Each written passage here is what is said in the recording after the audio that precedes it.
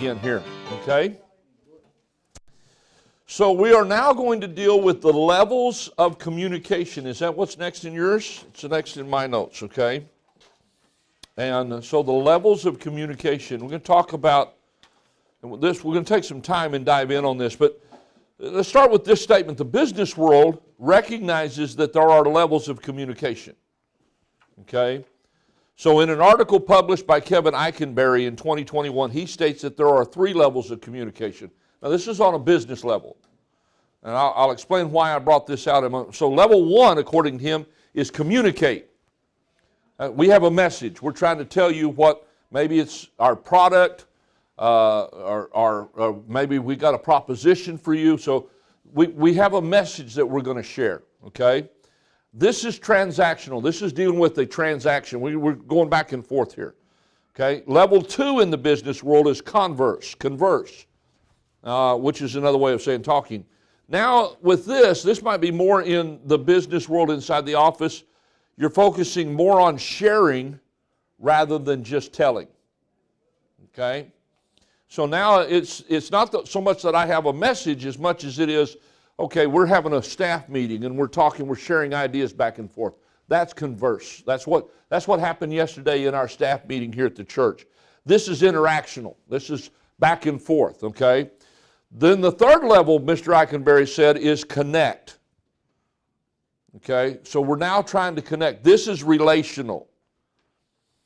Now, when we say that this is relational, our goals supersede the message. Okay, in other words, it's not so much about the message now, it's not so much about the brand as much as it is we've put the message out there. Yes? Sorry. Level 1, the third blank, what is it? This is? Transactional. Okay, so good. No, that's fine. So we've put the message out there, then we've conversed, we've talked back and forth, we've shared ideas and things, and out of that sharing has come goals.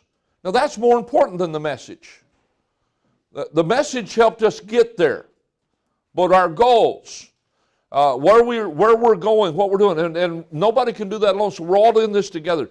So my point is this: if the business world understands that there's levels of communication, and to be successful, you want to get from communicate to connect. Successful businesses do that. Then shouldn't we do the same thing in the home?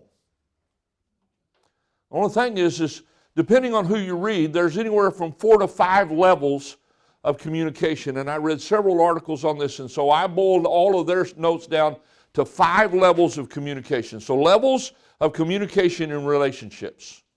And by the way, this is not just true of husband and wife.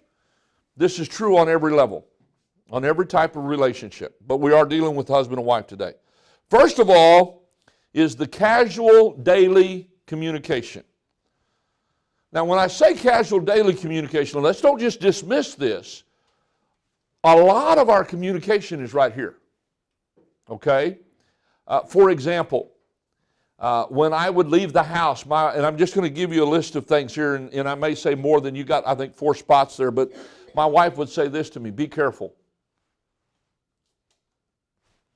That's casual daily communication. I'm leaving the house, be careful. I understand that. There's nuts out there driving and what have you, so she's saying be careful. The next thing she would say to me, I never did understand why she would do this, but she would always say, be good. I'm always good. I don't understand the problem. But that was, you see, that's casual communication. But I got to tell you something. I miss that. That was a part of who we are. So don't dismiss the casual daily communication. You say, well, it's not that big of a deal. Over a period of time, it becomes a big deal. Here's another one. I love you. Sometimes I'll ask couples when I'm dealing with, how many times do you say I love you in a day? I can't count the number of times we say that. We said that all the time to each other. We had different ways of saying I love you. We had a way when we were holding hands without saying anything, and it wasn't just holding hands. We had a way of saying the words I love you when we held hands. We had different ways of doing it. There's one phrase we use that no one outside of my wife and I to this day know what it means, and nobody outside of her and I will ever know what it means. ATTITW. That means absolutely nothing to you, but it means a lot to us. Part of that casual daily communication could be this: have a good day. You say that to your kids. When those of you that have school-age kids and they're going to school, what do you say to them? Have a good day.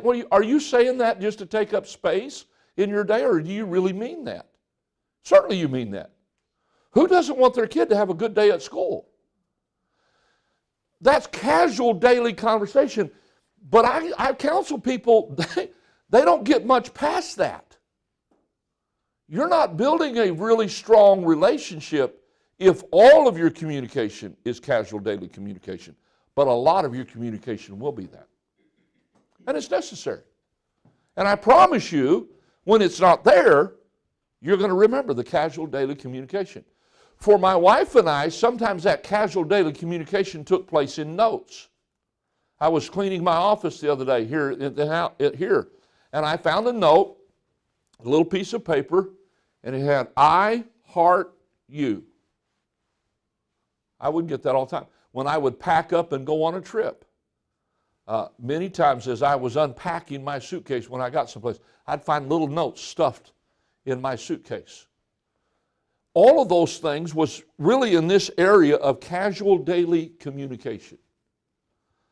I think you ought to make a lot of that. I think there ought to be a lot of casual daily communication in your relationships. Just simply, I love you, have a good day. Hey, be good. You know, things that you would say even tongue in cheek like that, okay? You know, and my wife would say that and I would say, "I'm always good." And she would snicker, you know, and laugh, and that's okay.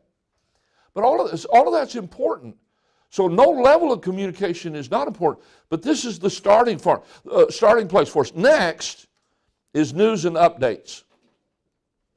Okay, news and updates.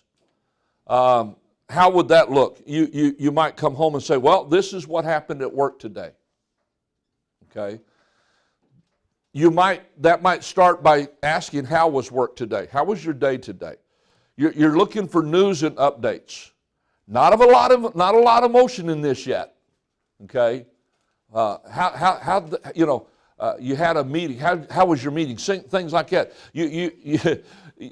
Dad might come home and the wife say, "Johnny got an F on his test today." Okay. Now, we all understand that's about to open up levels of communication. We'll talk about that. But that's news and updates, right? Okay. Or you might say, it's coming toward the end of the week and you're planning things, and one of them say, "Don't forget, we have a church event this weekend." Okay. What is it? That's just news and updates. Okay. Or this one. "My parents are coming for a visit this weekend." Okay. There's all kinds of news and updates like that go on. You know, you might come home and say, "Man, I had a meeting with the boss today." Okay. Obviously, some of this, because of the tone of it, is going to open up other levels of communication. But again, just like the casual daily communication, you need news and updates. You need to know what's going on. You need that. You need to give news and updates to the person you're in a relationship with. Your husband, your wife needs that news and update. They need to know what's going on. And so this is an important area of communication. But again, a lot of times beyond that, it gets kind of crazy because they don't handle it well. But you start with this casual daily communication. You're building a foundation. You're building, I think through casual daily, I look back over 39 years of being married, those casual daily communications kind of built the personality of our relationship, if you understand what I'm talking about. Okay? And I don't know, Cedric, I don't know that we planned that as we started out, but sometimes you look back and go, "Oh, okay." So you're building the personality of your relationship through just everyday talking. And I think some of that, I was sharing with a couple the other day. My mom and dad, when I was growing up, almost always just had one vehicle. And if And my dad had to be at work at Winland Manufacturing at 7:30 in the morning. For my dad, that meant he was in the parking lot at 7 o'clock. Now, that was a really bad deal for me. The high school that I went to was across the river from Winland Manufacturing. And if I got a ride from Dad to school, school didn't start till 8. But if I got a ride with Dad, I'm on the school campus before 7 so he can get across the river and be in the parking lot at 7. He didn't adjust his schedule for me. And in the wintertime, it's 19 degrees outside.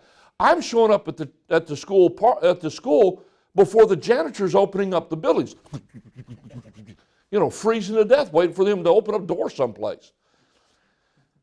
My mom was a night owl. Many times I'd go to bed, particularly in high school, 11 o'clock, 12 o'clock, been up doing homework, whatever, and I'd be going to bed, and I'd hear all of a sudden, everybody's in bed, and you'd hear zzz, the hum of the sewing machine going. Mom would start sewing. She'd be up till 2 or 3 o'clock in the morning sewing. And if she needed the car, that meant she had to get up early because she's got to take my dad to work to do whatever run errands and things. I called her one time when I was in college, and she was kind of giddy.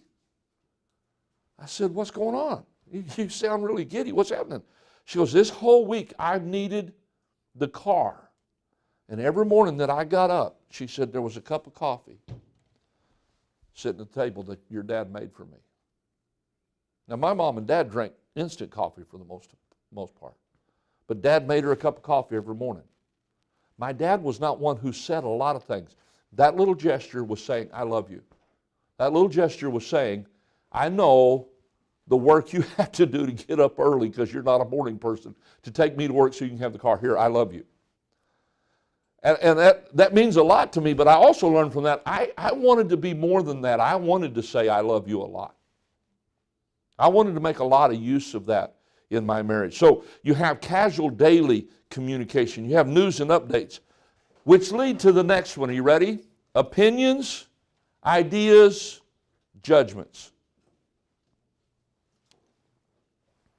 Opinions, ideas, judgments. Somebody comes in from work, "Hey, I had a rough meeting today." That's news and update. Here's the response to that.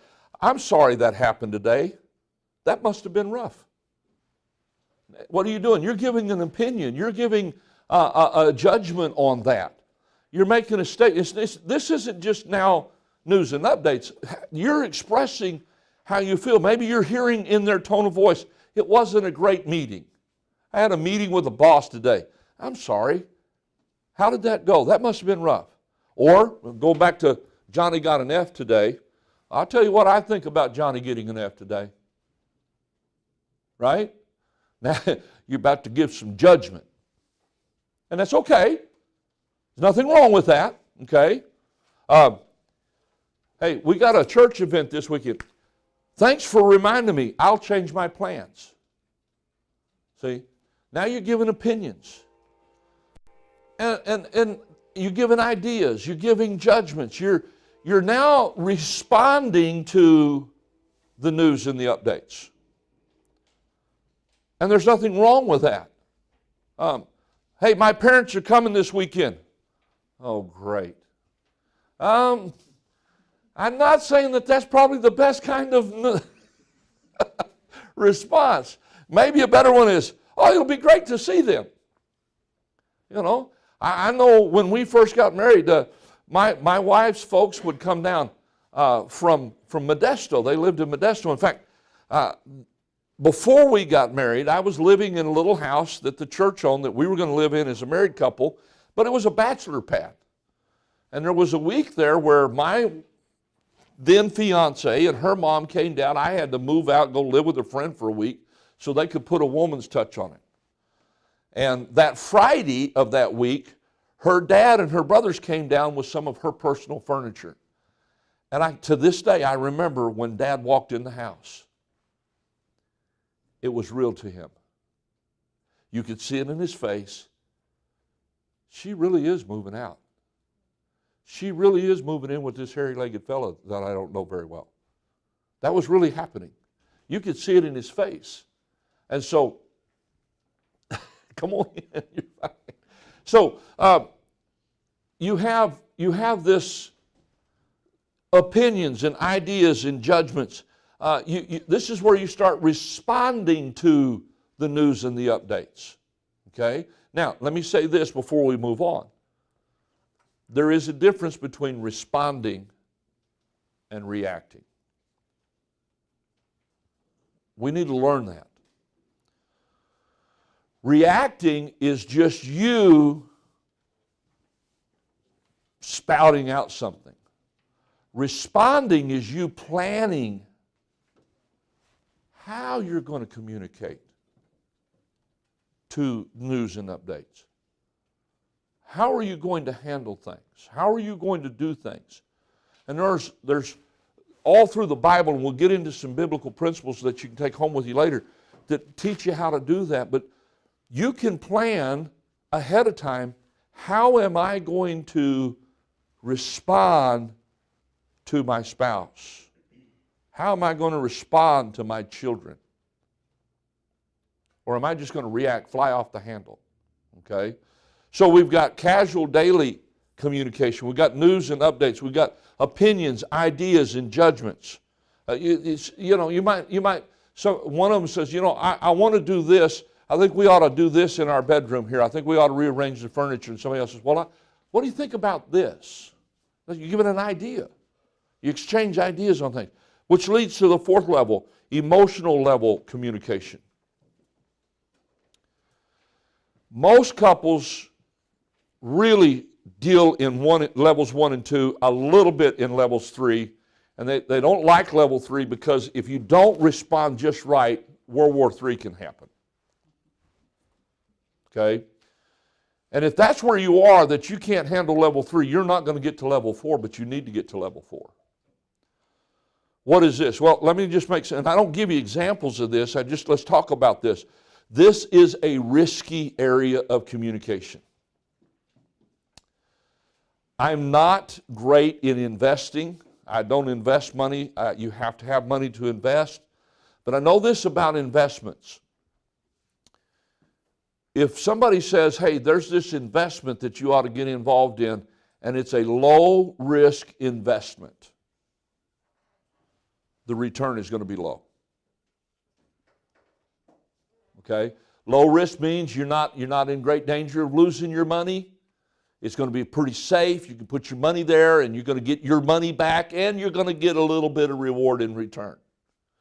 But if somebody comes and says, hey, Brother Angel, we got this investment, and you ought to put a $5,000 in this, but you need to understand this is a high-risk investment.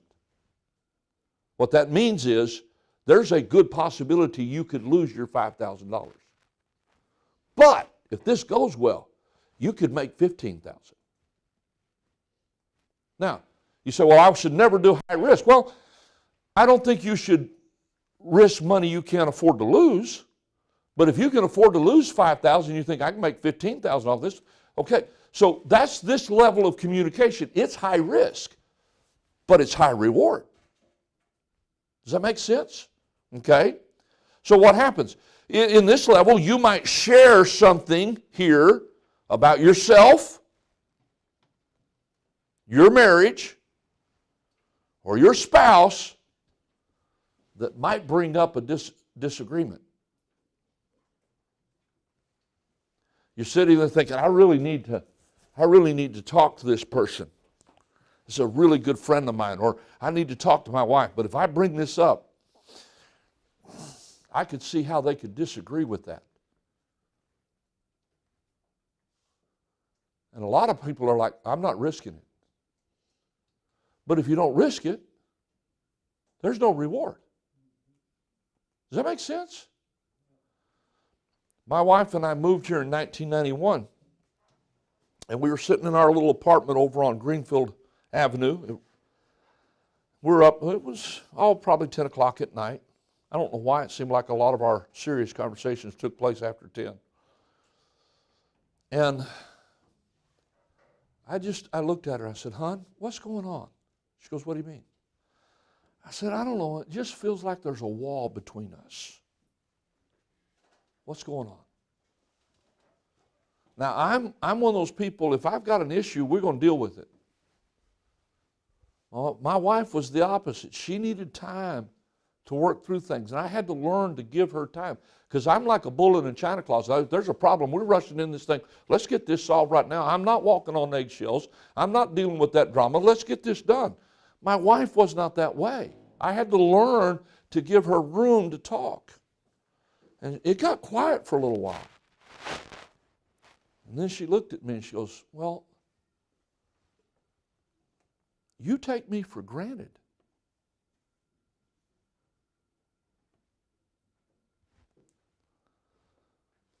Cedric, everything inside of me wanted to go, no, I don't! But I backed up. I said, okay, what do you mean? And I let her talk to me. Because understand something here, and we're going to deal with this throughout the rest of the afternoon. That feeling of that she had, that I was taking her for granted, that was attacking the oneness that she and I were supposed to have. She wasn't attacking the oneness. I wasn't attacking the oneness. That issue was. And I wanted to resolve that issue so that we would stay one. And so I listened to her. I let her tell me things. I let her tell me things that were not comfortable for me to hear. And I listened, which I have to work on. I'm one of those people, you start talking and give me 3 or 4 sentences and I'll know the answer. I might not always be right, but I'll know the answer. And I'm still having to learn. I got to sit and listen to people, let them talk. And I had to do that. That was, for her, she was risking something. I was risking something. Because I had to not defend myself. Do you know what's happening? Listen to me. You know what's happening when you're not defending yourself in a conversation?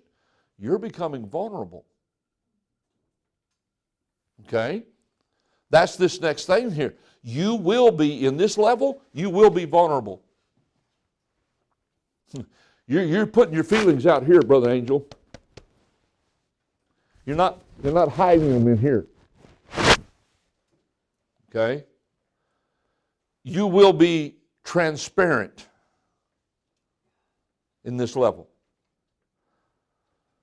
I should have brought a mirror in here.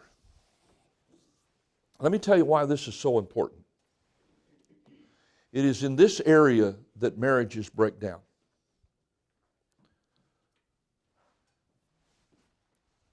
Think of, ladies, you know what a little handheld makeup mirror is? It has a little handle on it. You'd hold it up and check your makeup and all. You know what I'm talking about. All right, that's your heart. And before you got married, you did this with your mirror. You held it close. Right? Then you get married, and what you start doing is you start taking and turning that mirror to your spouse. Okay? If communication doesn't work, here's the danger. All of us want this level of communication. We want somebody to listen to us and to understand us. And if we don't have that, if we're not careful, we start talking. Remember, the devil can get things into our mind when we start talking. So here's a couple. They're struggling with their communication. They're not talking. It's leading to other areas of their life not working right. And maybe one of them is at work, and they got a coworker that's just a really friendly, nice person, and they start talking about their marriage with their coworker. And they're doing this with their mirror to the coworker. And the coworker's going, oh, that's too bad that's going on. I'm sorry that's happening to you. All of a sudden they're getting from the coworker what they're not getting at home. And it can lead to problems. Can I caution you here? That relationship between husband and wife needs to stay between husband and wife. I had my father-in-law living with us from 1995 to, I think he passed away in 2012. My wife never went to my father-in-law and talked about our marriage. I never talked to him about our marriage. I never called my mom on the phone and talked to her. That's not, see, therefore, for this cause shall a man leave his father and mother and cleave unto his wife. That relationship, that intimacy between the husband and wife needs to stay between the husband and wife. When we share it outside the home, we open ourselves up for problems. In this level, consider, number 5 here, consider starting your statements with I instead of you. Well, I think this. I understand how you could feel that way. Instead of, you need to change your mind. You need to watch. You don't need to talk to me that way. Anybody understand what I'm saying? So this is high risk, high reward. And I will tell you, just from personal experience, and I'm not going to apologize for bringing a lot of personal experience into this thing, but was Mrs. King and I perfect? No, but we had 39 great years. We had a happy marriage. I'll get into more of that here in a little bit. But we worked at this. We spent some time, and we had a lot of deep conversations. And can I tell you that usually those deep conversations were never planned. It's not like I looked on my calendar and said, okay, Thursday night at 8 o'clock, we're going to talk about this stuff. It was never planned. But if it happened, we talked. And sometimes we talked till 1 or 2 o'clock in the morning. I got to get some sleep. No. What's more important than sleep is my wife and I in our relationship. And so this emotional level communication, that's you've got to get to that point. You've got to be willing. Again, remember we said earlier that in the marriage, in the family, the communication should be open. It should be a place of open communication. You need to get to a place where it's okay for you to say, look, I just feel this way. And it's going to be contrary to what your spouse feels or thinks. But that's okay.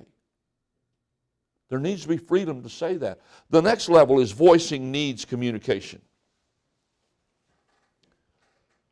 Now, we want to be careful. You should not be selfish in your marriage. It's not about you. It's about your partner. It's about your spouse. So, first of all, remember it is your responsibility to meet the needs of your spouse. All right, let's talk about this for a moment. What are the needs that your spouse has? That fall in 5 areas. Number 1, they have spiritual needs. Okay? They have spiritual needs. So, both husband and wife have spiritual needs. Both have to help with that. Number 2, they have social needs. I see some, particularly young couples now, I see young men, they don't want their wives interacting with anybody. To me, that's a danger sign. There's flags going off when a man won't let his wife interact with anybody. There's problems there. Okay? And I've seen ladies that didn't want their husband looking cross-eyed at anybody or going anywhere. They don't want to. Look, I'm going to tell you something. I love to play golf. In 39 years of marriage, would you like to know the number of times I asked my wife for permission to go play golf? Are you ready? 0. I never asked for permission. In fact, the opposite was true. She encouraged me to go play golf. You have social needs. Men need to interact with other men. Ladies need to interact with other ladies. When we first started the church and we would have a ladies' night out, I would tell the ladies, I said, you need to go. And I would say, men, you need to watch the babies so that your wife can go. And I would say to the church, if you don't have anybody to watch your kids, bring them over to my house. I'll watch them. Folks, there were times when I would have 12 and 13 kids at my house while the ladies were having a ladies' night out. Why? Because those ladies have social needs. They need to interact with each other. You have financial needs.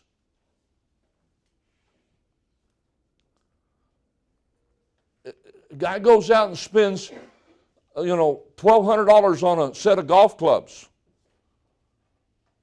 $1,000 on a new shotgun, throws a fit if his wife buys a new dress. Something's wrong with that. You've got to be fair in that. I heard a message of a preacher preaching on that, and he was bringing that point to bear, and one of the pastors in the conference was a friend of his, and he went up to the pastor afterwards and said, "You've just ruined me." He said, "What do you mean?" He said, "You know I got a $10,000 boat sitting in my driveway. I'd throw a fit if my wife spent $10,000. You have financial needs.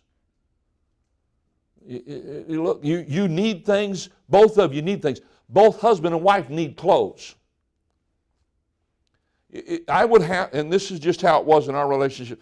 If I gave my wife money for clothes, I would have to say to her specifically, "This is for you to buy clothes for you."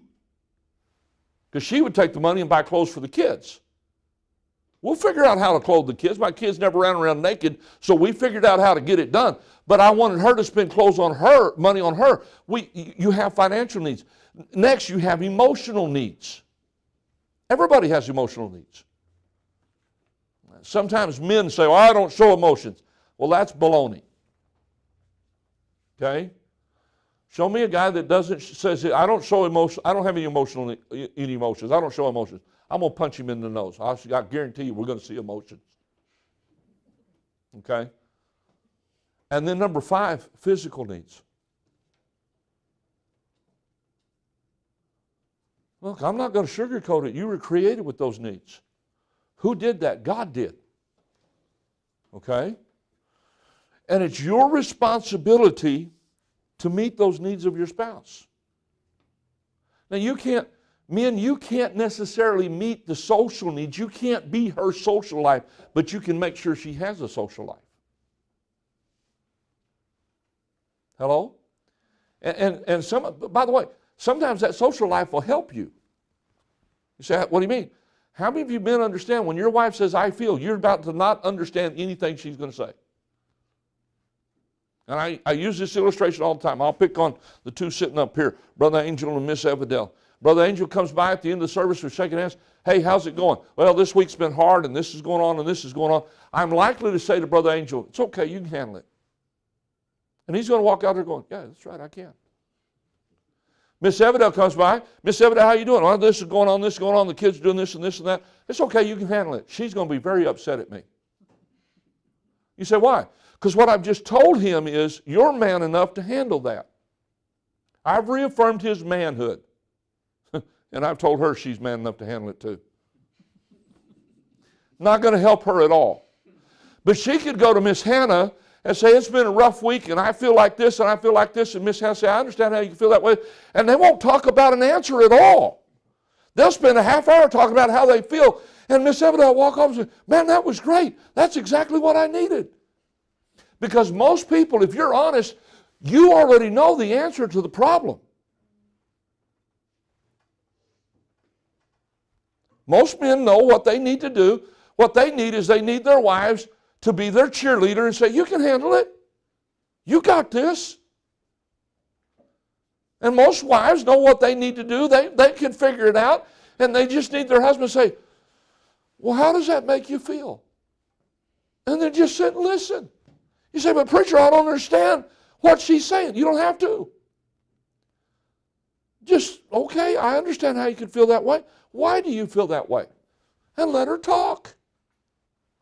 But you've got to be able to voice your needs. Number 2 here, if you don't voice your needs, you will be left with unmet expectations. Now, watch this. You don't tell them what you need. You don't communicate. You don't get to that emotional level of communication. So you've got these needs, but you haven't voiced them. You haven't said anything. My wife, when she said, "You take me for granted," she was telling me what she needed. If she didn't say that, she would be walking around with this expectation that I would do certain things, but she hasn't voiced it to me. I have no idea what she expects. Then I'm not going to meet her expectations. So now she's walking around with these unmet expectations, And she's going to get angry at me because she didn't tell me what she needed. Unmet expectations lead to anger and bitterness. Go to Ephesians chapter 4. Ephesians chapter 4 is a great chapter on communication. We'll deal with that here quite a bit. But Ephesians 4, verse 31 and 32.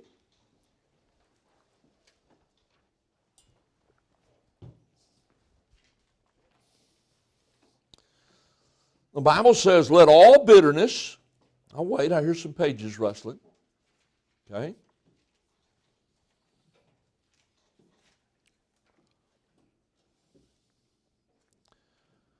So it says, let all bitterness and wrath and anger and clamor and evil speaking be put away from you with all malice. And be ye kind one to another, tender-hearted, forgiving one another, even as God for Christ's sake hath forgiven you. According to Hebrews 12 and verse 15, bitterness puts up a barrier to the grace of God. God's grace is sufficient, but if I let bitterness in my life, I'm impeding His grace from working in my life. And so if I don't say to my wife, this is what I need, I'm going to expect her to meet my needs, but she doesn't know what it is I need. So now I have this unmet expectation, and that leads to anger and it leads to bitterness. You know why you get upset at your kids? Because you've got expectations they haven't met. Now, some of that is because you've laid out the expectation, they just haven't met it. I get that. But if you haven't laid out expectations to them, you can't get mad at them for not meeting your expectations. God very early on said, here's the Garden of Eden, Adam, I'm putting you in here. I want you to dress and keep the garden. That's an expectation. That's what I want you to do. Here's all this fruit. You can eat freely of all this fruit, but this one tree, don't touch that tree. That's an expectation. If you eat of that tree, this is what's going to happen. There's a consequence. God was fair and just in His communication with Adam and Eve. We need to be just as fair and just with our communication. And there's nothing wrong with you. Look, in those 5 areas, there's nothing wrong with you saying, this is what I need. I don't know when it was, how long ago it was, but I was down here at the church, and I called my wife. I was doing something. I said, and my wife, I'm a night owl. My wife was not. She started turning into a pumpkin about 9 o'clock, sometimes even before that. And so if we would sit at the house and the 3 of us are going to watch something on television, Mom, you going to watch that with us? Yeah, we're going to watch that. Okay. She wouldn't make it. She'd be gone before, first commercial. She's gone. But I called her and said, hon, don't go to bed until I get home, please. And maybe I should have been doing this all along, but this is just part of who we were and what we did. And I got home and she said, what's the matter? I said, we need to pray together. I want us to take some time every night and pray together. And I want you to pray and then I'll pray. Now, why did I need that? Because I learned a long time ago when my wife and I pray together, I get to hear her heart, and she gets to hear my heart. It was a spiritual need that I had, that I shared with her. I didn't go to her and say, you know what, I got this spiritual need, and you're not doing a very good job of meeting the need. That's not how you do that. I just said, this is what I need. I want us to pray together. I feel like I even told her, I feel like there's a little bit of drifting here. Let's correct that by praying together. Where are you? And by the way, these 5 levels, you can apply this to a friend. All of us have good friends. I've had close friends. I had a professor in Bible college say this. Dr. Eli Hardy said, if you have 5 good friends, you're a rich person. Because let's think about it. There's a whole lot of people you're friendly with. But how many people do you know you could say, you know what, here's something I really need?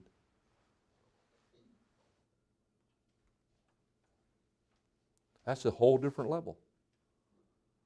So where are you on this level of communications? Are you hovering around that casual daily conversation, news and update? Hey, that's important. You're building a foundation. You're building a personality for your relationship, but you need to move on beyond that. Hey, what about opinions and ideas and judgments? You say, I don't want to do that. That's a field of landmines right there. Learn how to navigate that. Put yourself out there emotionally. Yeah, well, we've tried that, preacher, and well, we're going to get into some things here. So let's move on to the next thing. How should we communicate? Now, we know the levels. How should we communicate? How do we go about this? Okay? And first of all, I've got some thoughts here from an article that I read called 4 Styles of Communication in Marriage. So first of all, we communicate in 4 different ways. Everybody does. Everybody uses these 4 areas of communication. But for each of us, one of them is pretty prominent in our life. And we need to understand what that is. First of all is dominate. Okay? You dominate the conversation. I can do this. I'll be honest with you. I can dominate real easily. Okay? So what is this? This style of communication is high on assertiveness and low on empathy.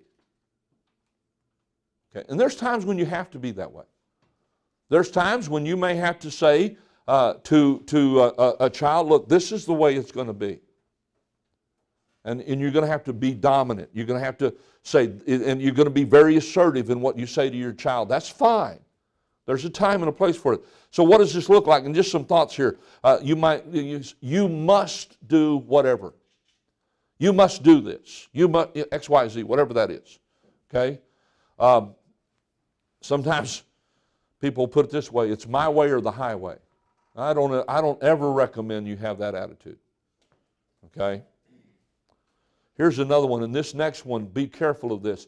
You always or you never. Whenever you use always and never, whatever you're about to say is not going to be true. Whatever it is. Man says to his wife, you always burn dinner. Well, maybe she does, 6 nights out of 7, but not always. Right? Or she says to him, you're never home on time. Well, maybe he is a couple of times. But whenever we use those words always and never, we're taking a dominant approach to our conversation, but what we're about to say is not true. So if it's not true, class, help me with something. If we're going to say something that's not true, we are in fact lying. Now, why do we do this? Why do we take the dominant approach? Because we're trying to make a point. And sometimes you have to. I'm not saying you shouldn't ever do this. Sometimes you should have to do that. Here's another one that you hear people say, well, that's dumb. That's dumb. Sometimes that statement is a cop-out. You want to be careful using that statement. That's dumb. Here's why. We used to have a gentleman in the church, good guy, liked him, great guy. We spent a lot of time together. He'd go to the father-son camp out with us and stuff. But politically, that was not his thing, but he wanted to be involved in the politics because a lot of guys were conversing that way. And so he would talk about political ads, and it didn't matter who ran the political ads. His response to political ad was, that's dumb. He's trying to be involved in the politics, but what he's really communicating is, I have no idea what they're talking about. Here's another way. Well, why don't you do this? Why don't you? See, when you go that route, you're showing dominance. And again, there may be a place for that. Well, you should know better than that. By the way, should your kids know better? No, they don't. But I've told them time and time again. Yeah, I know. If you're honest, Your kids are not creating new ways to be disobedient. They probably disobey in the same 4 or 5 areas all the time. You know what? You do the same with God, and so do I. We don't invent new ways to sin with God. We keep working on the same thing because we got to grow, and so do our kids. So there's the dominant one. They're high on assertiveness, low on empathy. The next thing is kind of the opposite. It's accommodate. This is high on empathy and low on assertiveness. Okay? They're gonna go along to get along. They don't want any conflict. We don't want any trouble. So whatever I got to do, whatever I got to say, for us to just get along, I'm going to do that. You might say like this, well, what do you want? What do you want? You know, like the one fellow said, I wish they would put a new restaurant in town called I Don't Know. So then I would be happy I could take my wife to the place she wants to go to. I don't know. Can we go out to eat? Yeah. What do you want? I don't know. You want tacos? No, I don't like tacos. Well, you pick. Well, let's go get pizza. I don't want any pizza. So you say, what do I want? Okay. Or they might say this, well, I just want you to feel good about this. Now, what are you communicating when you say that? I'm not going to worry about it all about what I feel, and there's a place for this, but you're surrendering that just to make them feel better instead of resolving the issue. Well, I may be wrong, but I might be wrong here, but you need to share ideas and opinions and judgments. And you might be wrong, but you won't know until you talk about it. But to just dismiss it by saying, I might be wrong, but you're not getting anywhere. Or you talk about something and you just say, is that okay with you? You hear the tone that I'm talking about, the tone I'm using? You're not really, you say, well, it sounds like they're getting along. No, they're not getting along. They're doing this. I don't want any conflict. I don't want any problems. I don't want any issues. So I'm going to say whatever I can. Look, let me tell you how most couples, how they handle fighting. And we'll talk about how to fight in a moment. But they blow up at each other and they go at each other until they're tired. And they pull away from each other. They calm down and they accommodate. I'm sorry, so am I. And what have they solved? Nothing. And so that blows over, and they got this little bump now. And then the next one comes up, and they bring up everything in the first one that they didn't solve, and they go at it again, and it's World War III. And trust me, I've been called to World War III in more homes than you can care to count. And they get tired, I'm sorry, so am I. And they kiss and make up, and we're doing good. But all they're doing is they're building this mountain. And then finally, when they come to Pastor, we need help. They got a whole mountain of garbage that they've never resolved, and there is no counselor in the world that can start at the top of that mountain and work through all that garbage. Because they both accommodated. They didn't solve anything. Okay? Well, how about this one? Well, let's just try to get along. Can't we all get along? Well, no, not really. Okay? Or this one. What do you need? So, is there a time, let's ask this question, is there a time to accommodate? Is there a time for you to ask, what do you need? What do you want? Certainly. But you're not just giving up to make the problem go away. If you're accommodating to make the problem go away without dealing with the problem, you're not solving anything. And here's what's going to happen if you accommodate without solving anything. You're going to walk off with those unexpected expectations still. And you're not going to solve anything. And there's a crack in the oneness that God wants you to have.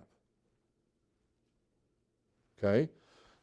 The next one. So, dominate is high on assertiveness, low on empathy. Accommodate, high on empathy. I care what the other person says, but I'm not going to assert anything. I'm not going to give my opinion. I'm not doing that because I don't want to. The third one, avoid. This is low on empathy, low on assertiveness. I'm just going to go with the flow. They might say something like this. Well, it's no biggie. It's no biggie. It's okay. It's not that big of a deal. Or they might say this. Well, let's not make a mountain out of a molehill. You know, I understand. Look, there's an old saying attributed to a Marine sergeant, is that the hill you want to die on? Well, you shouldn't die on every hill, but there ought to be some hills you die for. Otherwise, you're not going to win the war. And I'm not saying the husband and wife should be at war. I'm just saying sometimes you got to take a stand for what's right. Okay? Here's something else that somebody who's avoiding it think, what problem? There's no problem. What do you mean a problem? How are you going to discuss that with somebody? You really want to, what problem? There's no problem.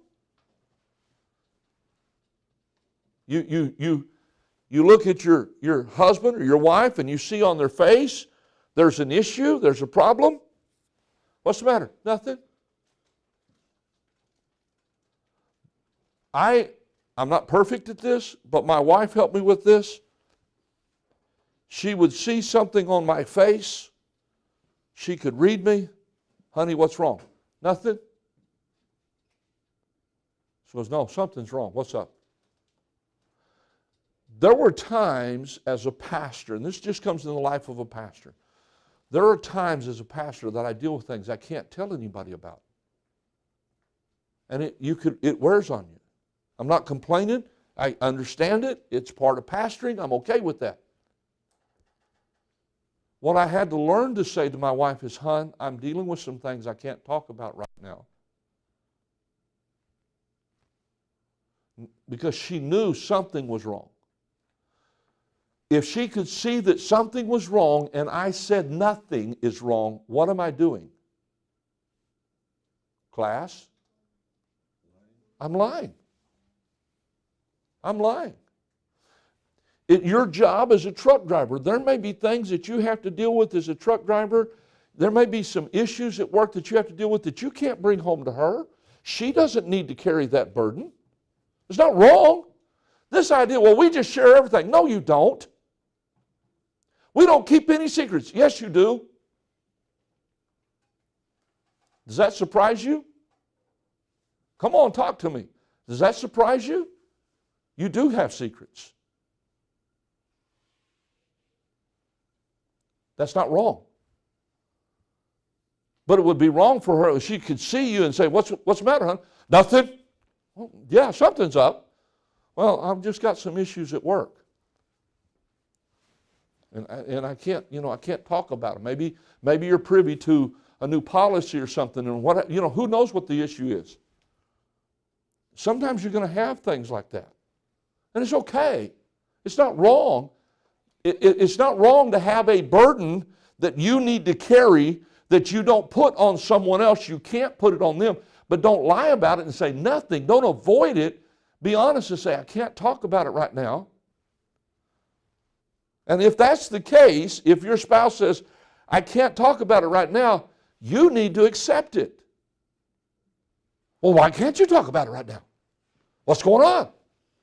Yeah, well, we're getting ready to install some deacons, and one of the things we're going to talk to the deacons about, that there'll be times when I'll sit down with the deacons, and we'll talk about things that can't be shared outside of that room, period. That means they can't go home and talk to their wives. And if their wife can't handle that, they're not going to be a deacon.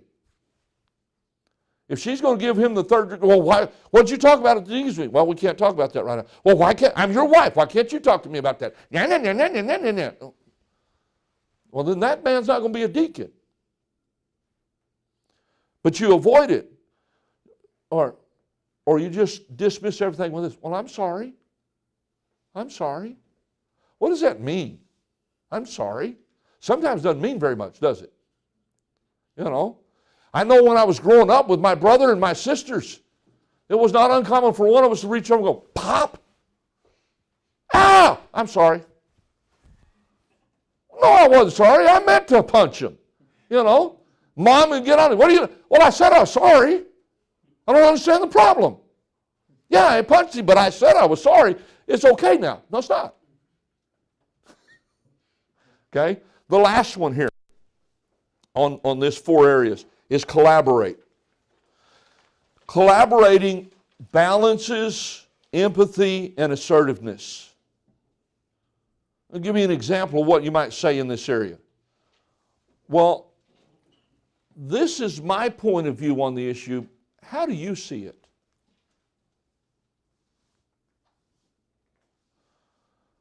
Another thing you might do in this area, your spouse says something to you, and I would do this, I would practice this if I were you.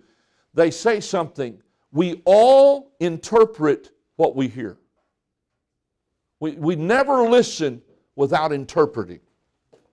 So when they say something, if you're going to collaborate with them, you're going to resolve this thing and say, okay, now, this is what I think you're saying. And reword what they're telling you in your words. And you might be surprised to go, yeah, that's exactly what I'm saying. Or sometimes go, no, you're not getting it. Well, then you need to talk clearer so I can. No, don't do that. Okay? But there's nothing wrong with saying, I think this is what you're trying to tell me. Okay? You might look at them and say, now what's important to you? You know what's important to you, but you might ask them, what's important to you? And I've already kind of covered this. Is this what I am hearing you say? Okay?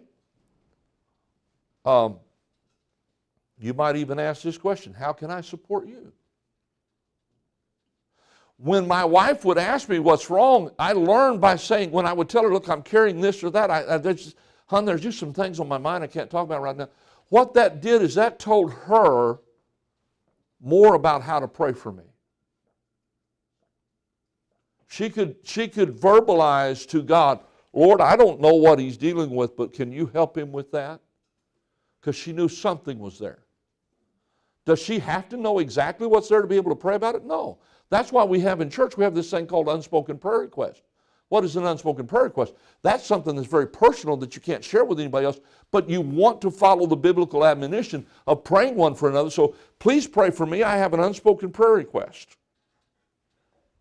I always get excited when people say, take off 2 unspoken prayer requests. What does that mean? God answered those prayers. I've been in churches where you never hear them say, take off unspoken prayer requests. Then you wonder, well, what are we doing? Are we just having a prayer request so we can have a prayer request because everybody's doing it? Okay? You might even say this, can I be open with you about my need? Can I share something with you that hurt me? That's what my wife did when she said, you take me for granted. Can I be open with you? Can I be honest with you? And your response should be yes. Now understand this. When they say that, you might not like the next thing that comes out.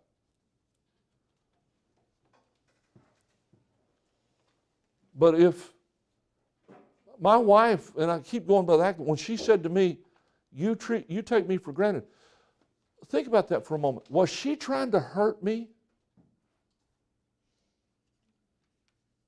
Was she saying that to just get at me? No. Write this down, Romans 1:17. Here's a very, very important little principle in marriage. The just shall live by faith. Somewhere along the way, faith has to enter into the marriage relationship. Okay? Miss Vivi, does Andy love you? Then you have to live in faith to that. Does she love you? Then you have to live in faith in that. Do married people always act in a very loving manner? No, they don't.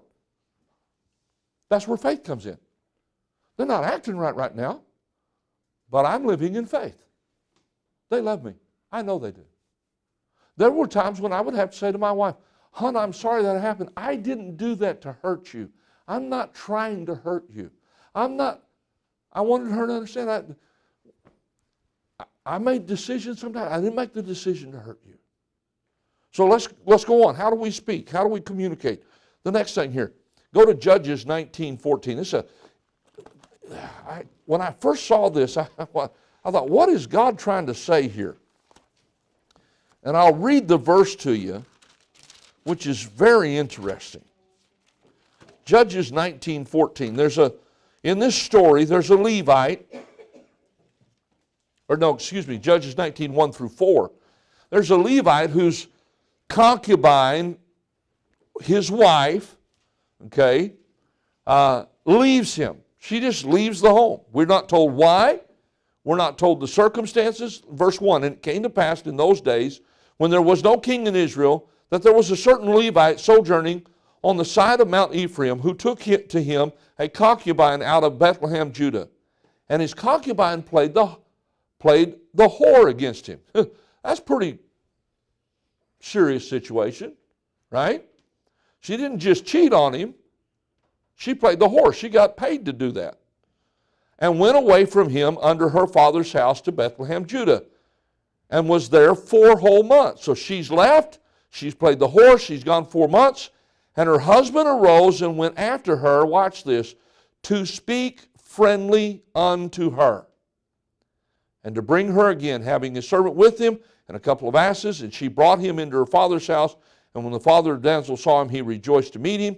And his father-in-law, the damsel's father, retained him, and he abode with him 3 days. So they did eat and drink and lodge there. But isn't this interesting? She's cheated on him. She's done worse than cheat on him. She's played the harlot. She left the house. Now, let's use our imagination here. Could it be that he was wrong, did some things wrong, and she left over that? Could be. We're not told. Whatever the circumstances were, the Bible doesn't tell us. But she leaves. She does the wrong thing. And verse 3 says that he arose and went after her to speak friendly unto her. So how do we communicate? First of all, speak friendly. Speak friendly. Now what does that mean? What does this phrase mean here? To speak friendly. Here's what it means. To speak to her heart.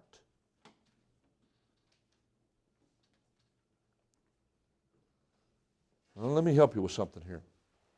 When I preach, when anybody preaches, I can communicate with you on a human level, mind to mind. But what are we accomplishing if I preach and communicate only on a mind-to-mind level? Angel, are we getting anywhere? No. What I want to do is I want to communicate heart to heart. But I'm not capable of doing that. Because in this room here with all these people, there's so many different hearts, there's so many different needs. How am I going to know how to do that? I don't.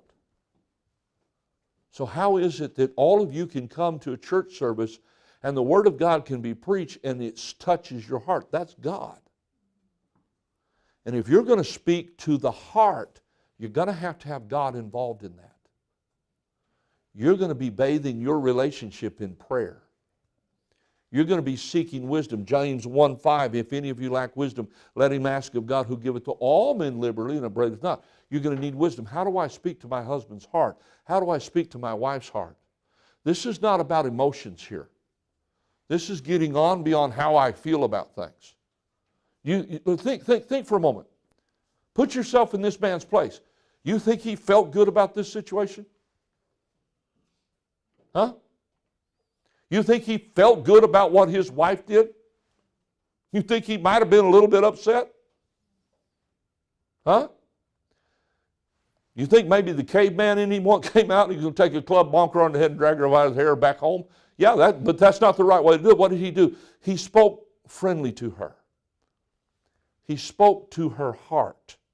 Now, the rest of the story is sad. I won't get into the rest of the story. But I just find it interesting under these circumstances.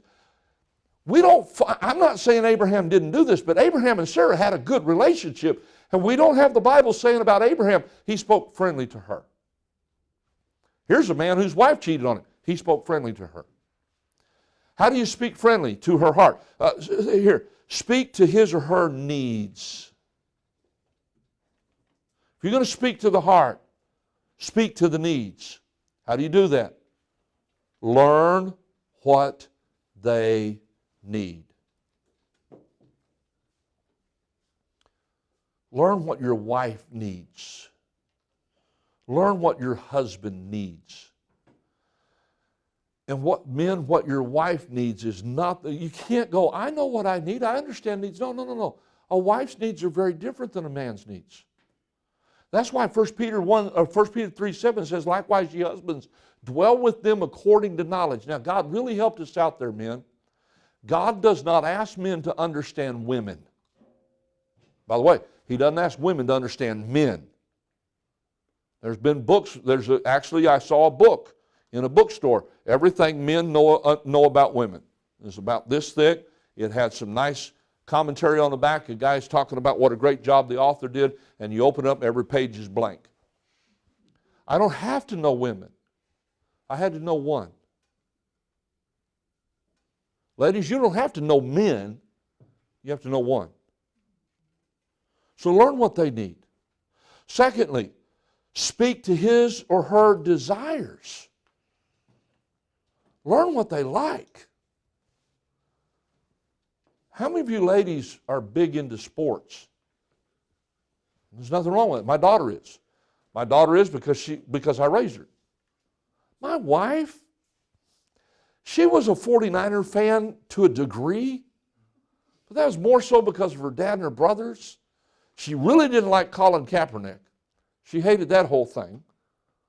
But she did. But whenever I would watch a game, she would sit and watch a little bit with me, and then she'd get up and go find some housework to do. But she would always ask me, who's playing? Who do you want to win? Why? She was speaking to my desires. Okay? Did she really care? No. Did I know that she really didn't care? Yes. Did I make her sit and watch the whole game with me? No. She'd go clean the house, do something. I know one Monday night, we were newlyweds basically, watching the Dallas Cowboys play football, and God showed up that night, and she made cookies. I ate 4 dozen chocolate chip cookies watching a football game, fresh right out of the oven. I mean, I just had myself a time. My wife knew what I liked. I knew what she liked. You can't even begin to imagine some of the most romantic things I bought my wife on her birthday, Mother's Day, and Christmas. I bought her for Christmas one year, I bought her a new set of Rachel Ray pans. I always got my wife very practical stuff. So that's not very romantic. That's what she wanted. It's what she liked. One time I got her a brand new vacuum cleaner. I didn't get that to say, woman, this carpet needs to be vacuumed and you need, no, she needed a new vacuum cleaner. I got her a new vacuum cleaner. By the way, I can use the vacuum cleaner as well as anybody. I have no problem doing that. I can do dishes, I can do all that. And I have and do. But I knew what she liked. Okay? I knew my wife liked flowers. So I never, please hear, I never bought my wife flowers after an argument. Never. I didn't buy flowers to say I'm sorry. I would buy her flowers like on Mother's Day, but I also bought her flowers all the time. I would just show up at the house with a fresh bouquet of flowers because she liked them. Roses were her favorite, but it didn't matter. I could bring in whatever, and I didn't have to go to a florist. I could go over here to Sabart. Buy a bunch of flowers there. She was good, but I knew what she liked. And so that's speaking friendly. Number 2, go to Proverbs 15:1.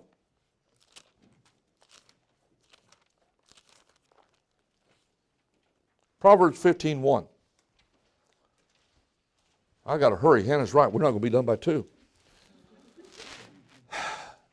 A soft answer turneth away wrath, but grievous words stir up anger.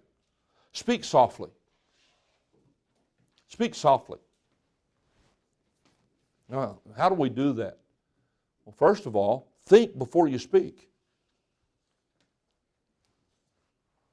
Okay? Think before you speak. Somebody once said it's better to be thoughtful than to open up your mouth and remove all doubt. Okay? Think. How do I need to say this? Okay? Do not raise your voice. Now, I know people don't believe me, but Hannah's sitting back there. My wife and I were married for 39 years. Not once did we ever yell at one another. My children were raised in a home never hearing their mom and dad yelling at one another. Well, then you guys had a perfect marriage. Well, we're far from having a perfect marriage because I was involved in it. Well, you guys were never upset at each other. Oh, no. Oh, no. We were upset at one another. I did some things to get her upset. We were at Brother Sears' church one time. Their lobby was long, and it was a fellowship meeting, and I'm supposed to go eat with preacher that night, and he and his family's already left, and it wasn't my wife's fault, but she's surrounded by a bunch of people, and they're talking to her, and I'm standing at the door and said, "Hey, we're leaving." It was really cold in the car on the way to the restaurant. Hey, this idea, when he says a soft answer turns the way around, it's not just talking about your words. It also indicates that your approach to the conversation is soft. Now, I'm not talking about weak. I'm not talking about not having an issue of knowing right and wrong. We're just talking about how you approach the thing. How I approached that issue in the lobby, that was wrong. That was not soft. What I should have done is gone to her and say, "Hon, when you get free here, we need to go. Preacher's already left." That's how I should have handled that, instead of embarrassing her in front of everybody. Okay? The next one here, look at Ephesians 4:29.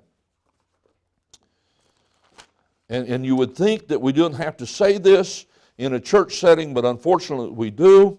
Speak cleanly. Okay? Speak cleanly. Ephesians 4:29, let no corrupt communication proceed out of your mouth, but that which is good to the use of edifying, that it may minister grace unto the hearers. Brother Sears shared this statement with me. It's in your notes there.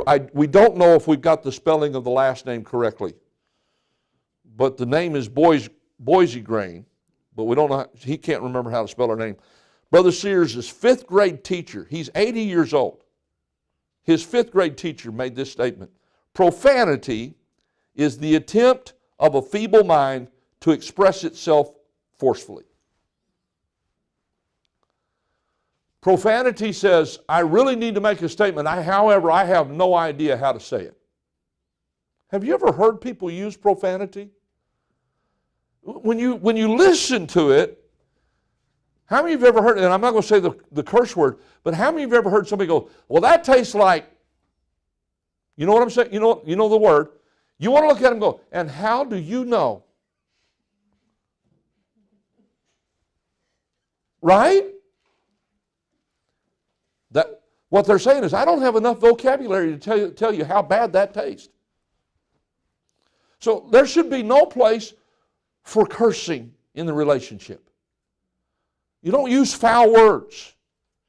Because, listen, I've dealt with Christian couples who they got angry, they raised their voice, and then they call each other foul names, and you can't walk that back. You can't. You're not solving that. You're not going to, there's no fixing that.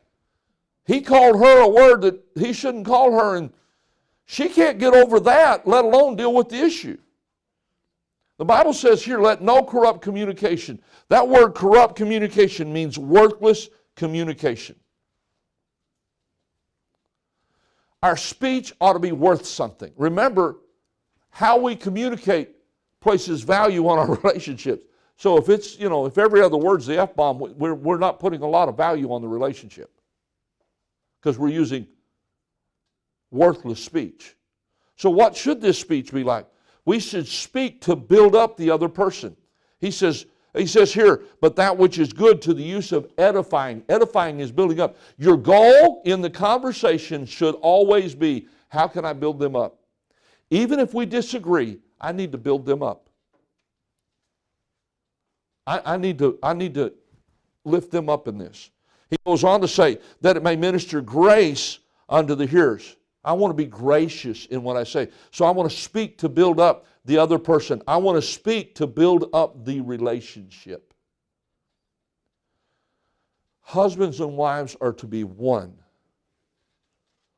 Listen, the oneness of your relationship is more important than your personal feelings. The oneness of your relationship is more important than your personal feelings, your personal opinions, whatever the case may be. That's how we communicate. Let's move on. Oh, here's the good one. You ready? Ringside communication. What do you think we're going to deal with here? How to fight. I'm going to teach you how to fight, okay? Well, all right. Brother Angel's been waiting on this one. Tell me how I can fight. Here we go. Silent treatment. Huh? Silent treatment. Silent treatment. No, that's avoiding. That's not going to work. So, first of all, regular fights. What do we mean by that? Listen, fights and disagreements are common. Okay? When Brother and Mrs. Allen joined the church, they mentioned how many years they've been married, well over 60 years. They said they've never had an argument. They've had some loud whispering, but never. I don't care how it's like one fellow said, a preacher one time said, every couple fights, and this guy went to him after church and said, Pastor, my wife and I, we don't fight. He goes, yes, you do. He goes, no, we don't fight. If I pull up to the house and the front door's open, I know she's upset with me. I take my hat off, I throw it in the living room. If the hat comes back outside, I sit in the yard and wait. After a while, I throw the hat back in there. If it comes back out, I sit there some more. And I stay in the yard till the hat stays in the house, then I can go in. Well, they're not exchanging any words, they're not exchanging any ideas, but they're still fighting. Okay? But listen, here, fights and disagreements are common. Secondly, you can grow through these times.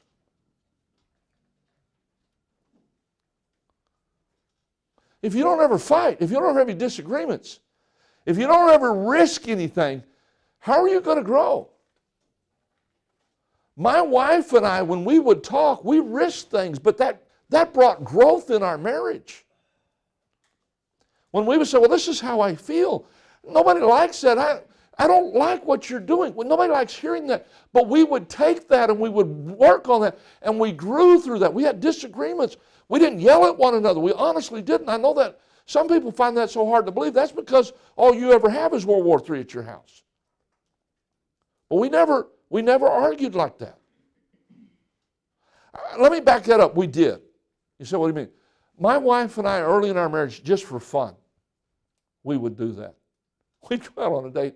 We'd come back and we'd just get, oh yeah, fine, and slam the door. But it was a joke between the two of us. Now, the neighborhood thought we were having at it, but we weren't. It was just something we did for fun. I don't necessarily say you should do that, but we would do that. We didn't do it after the kids were born. It was just something we did early on. Okay, look, next here. It is not an issue of who is right or wrong. Don't count. Well, she won the last one. In fact, she's won every one of them, so I'm winning this one. You're going to lose. You might not lose the fight, but you're going to lose. You don't keep track. Peter asked the Lord one time, he said, how often should I forgive my brother? 7 times? And Jesus said, no, I say not unto you 7 times.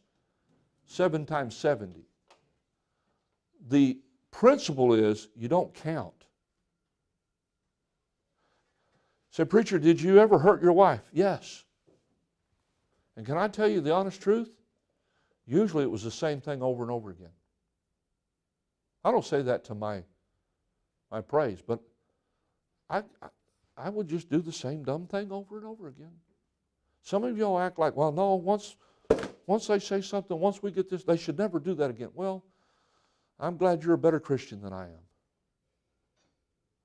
my wife would always forgive me. I shared last night, there was a time I did something I shouldn't have done, and I was just beating myself up over it. I was really having a hard time with the fact. And she literally grabbed me by the shoulders and looked me eye to eye, and she said, did you ask God to forgive you? Yes. Did He?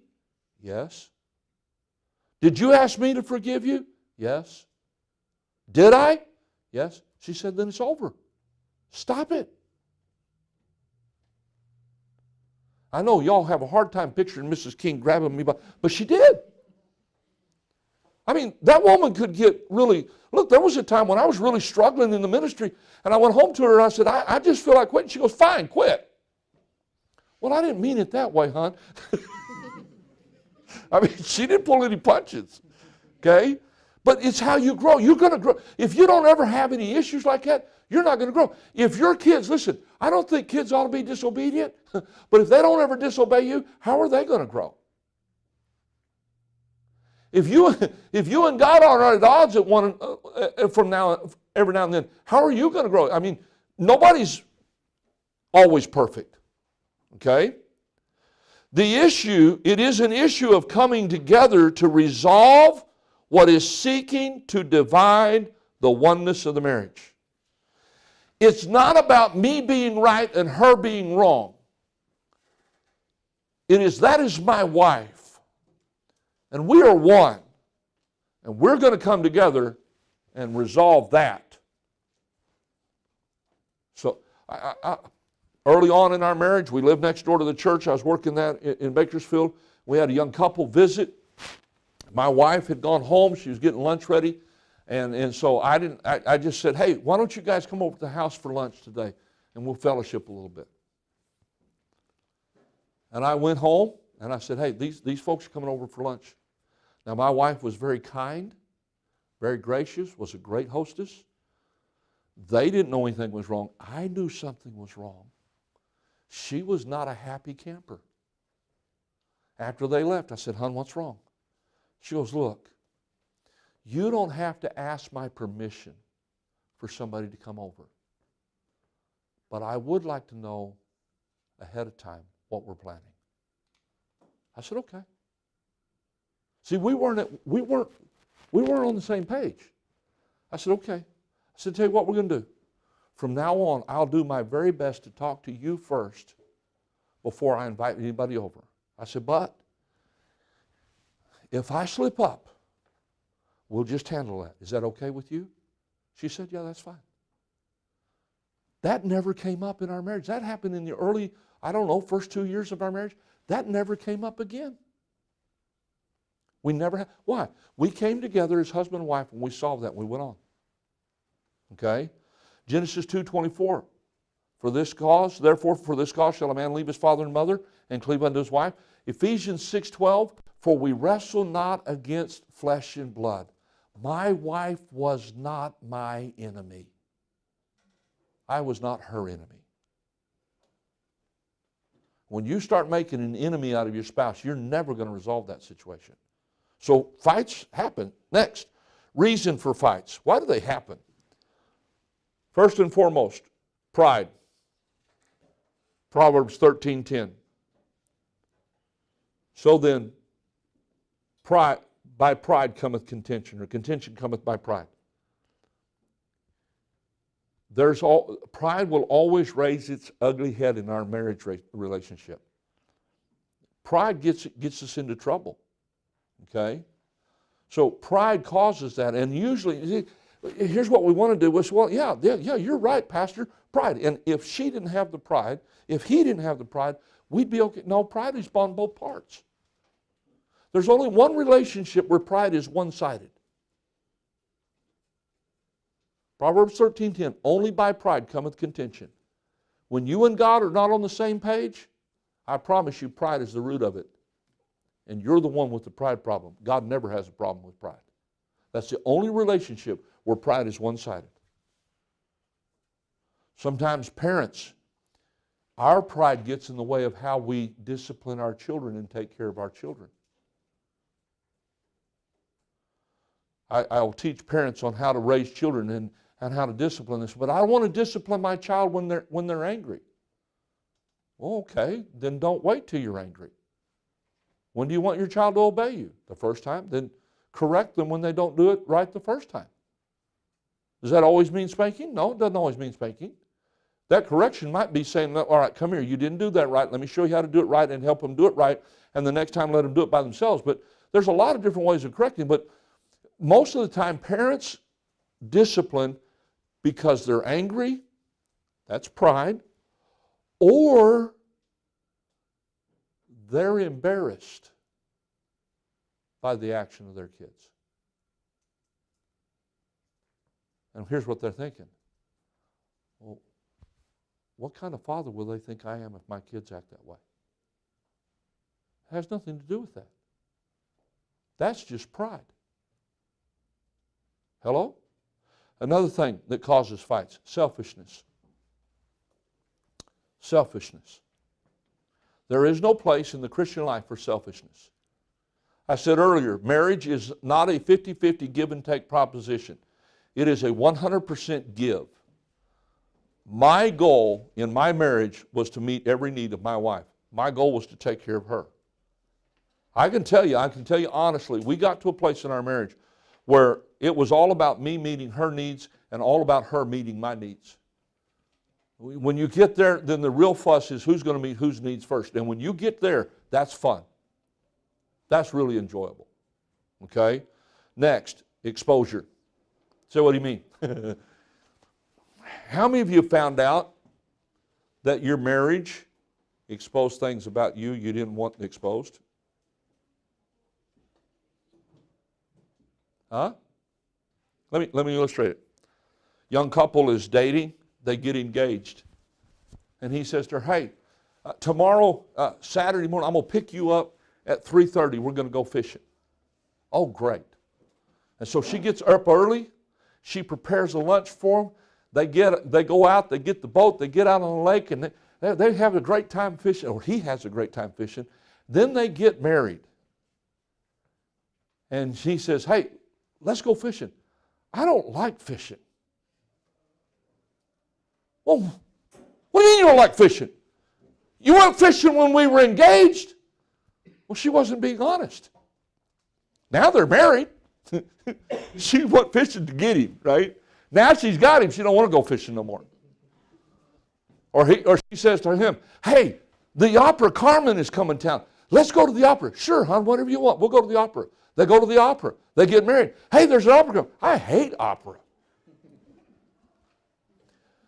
Marriage has a way of exposing things about us. Your marriage can expose things about your past. And you've got to deal with that. It can expose things. It can expose weaknesses that you have. You're going to deal with that, okay? And that's going to cause fights. What do you mean you don't like fishing? We went fishing. We had a good time. She's wanting to say, no, we didn't have a good time. You had a good time. Fish stink. I don't want to touch that bait. What do you mean you don't like opera? It sounds like somebody's beating them with a billy club. That's not music. Okay? So here, very quickly, you're in Ephesians chapter 4. Let me give you rules for fights. You're going to disagree. What are the rules? Okay? What are the rules? Number 1, be honest and respectful. Verse 25, wherefore put away lying. Speak every man truth with his neighbor, for we are members one of another. Be honest, but be respectful. Book of Ephesians also teaches this, speaking the truth in love. So if you're going to disagree, and that's going to happen, be honest and be respectful. Very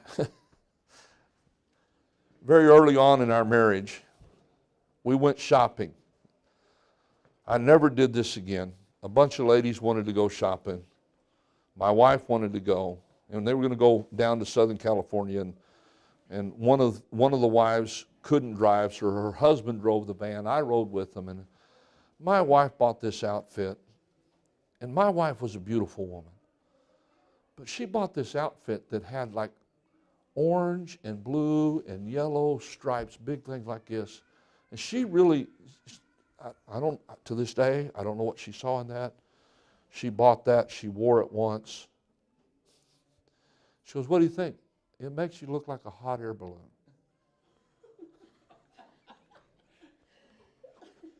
I was being honest, wasn't very respectful.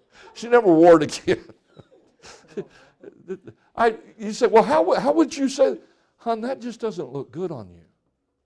That's just not flattering to you. You don't say, you look like a hot air balloon. It's just, so I was being honest, but I wasn't very respectful. I didn't mean it that way, but it came out that way. Next, notice verse 26. Be angry and sin not. Be in control. Do not lose control. Do not lose control of your mouth. Do not lose control of your emotions. You say, I find that very hard. That's where you need to be praying and asking the Holy Spirit to help you. Look, some of the stuff that we're teaching, these are biblical principles. Let me tell you something. The lost world can't do this. The lost world loses control all the time. If you don't believe me, just look at what's going on in the news right now. We got politicians losing their minds, acting like kids. Okay, you disagree, fine. Come up with a different idea. Don't stand out there and throw a temper tantrum like a 10-year-old. It's nothing worse than seeing the 75-year-old man throwing a temper tantrum. It's ridiculous. Be in control. Next, look at verse 26 and verse 27. Let not the sun go down upon your wrath, neither give place to the devil. Be aware of time. Be aware of time. Now, my wife and I practice this literally. We made a habit of not going to bed mad at one another. We just made that agreement. So preacher, what happened? Well, sometimes we were up for a while. Okay? And I've told this story before, but very early on in our marriage, I was going to go out of town with Brother Sears and our assistant pastor who was principal of school.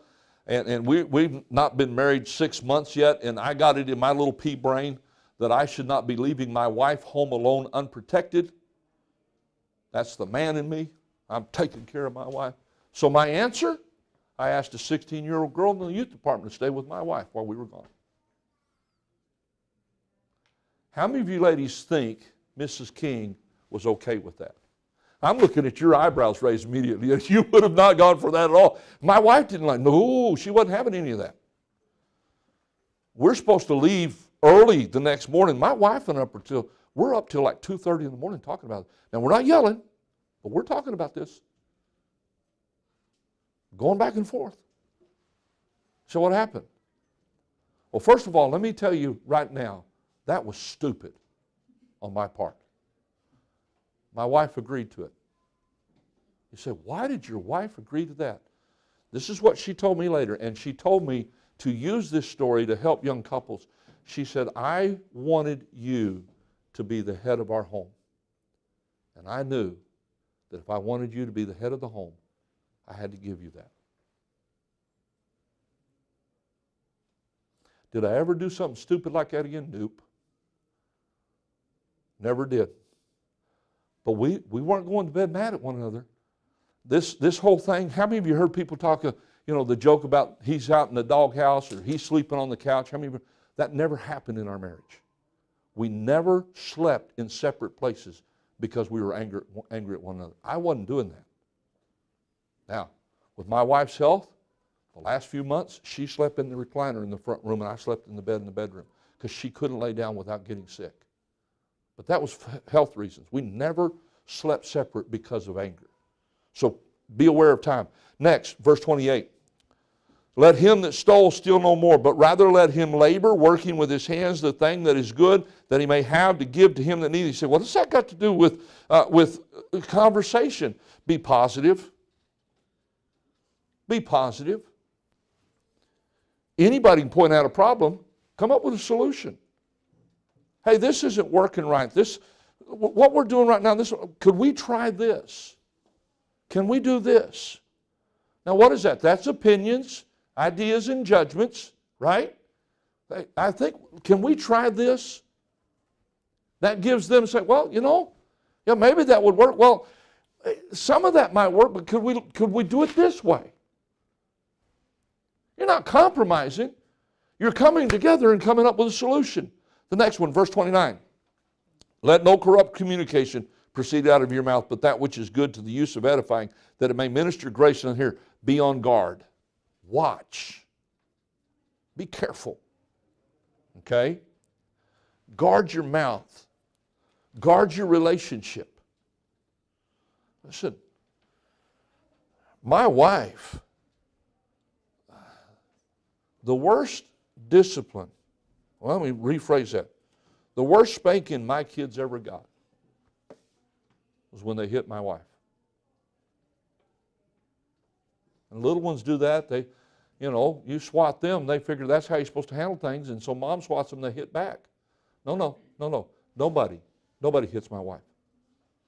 I don't hit her. You're not going to hit her. I don't care who you are. I guarantee you I've never hit her. You say, how do you know? Preacher, how can we know that you never hit her? I'm alive. That woman would have beat me to death. So were you afraid of her? No. I just know what would happen. She'd wait when I wasn't looking. She'd get me. I know that. So be on guard. Next here, verse 31. Let all bitterness and wrath and anger and clamor and evil speaking be put away from you with all malice. Be private. Again, if there's a problem, now you say, preacher, does that mean we can't come to, you can always come and talk to me and get counsel and advice. But understand this, when you come to me, it's not going outside of my office. I'm not going to run out of there and say, you can't believe what those two people just told me. No. Okay? But I do think it's important that you keep your relationship between you. Don't share it with your parents. Don't share it with your children. Now, I heard a story one time of a fellow. They'd been married. They had an adult son, adult daughter. The children had called and said, Mom, Dad, we're sorry, but we're not going to come home for Christmas this year. And Mom was really upset. She was really bothered that the children weren't coming home for Christmas. Dad said, that's all right, I'll fix it. So he called the son, and he said, listen, I know your mom and I have been married a long time, but I'm done. I can't handle this anymore. That woman is driving me nuts. We're getting a divorce. The son said, Dad, don't do anything until I talk to sister. After a little while, he called back. Dad talked to him on the phone. He hung up. He said, hon, don't worry about it. The kids are coming home for Christmas, and they're paying the tickets. So I don't think you ought to do it that way, but okay. But it ought to be private. You say, but preacher, this issue really hurt. Then you seek good godly counsel, but I would be careful about who you share that with. And let me just go a step farther. At church, you're having issues in your marriage. Men, you don't go talking to every man in the church. Ladies, you don't go talking to every woman in the church. Because think about this. If a man talks to a man about what's going on in his marriage, what do you think that man's going to do most of the time? He's going to take his side. What would the wife do? Take her side. So here you are, you're fussing and fuming, and you're working through things, and he's talked to this guy, and she's talked to his wife, and they go home and they start talking about it, and now they're at odds because they're taking sides on a situation that's not even theirs. I will tell you, as a pastor, I watch that very carefully, because I'm not going to let you create division in our church.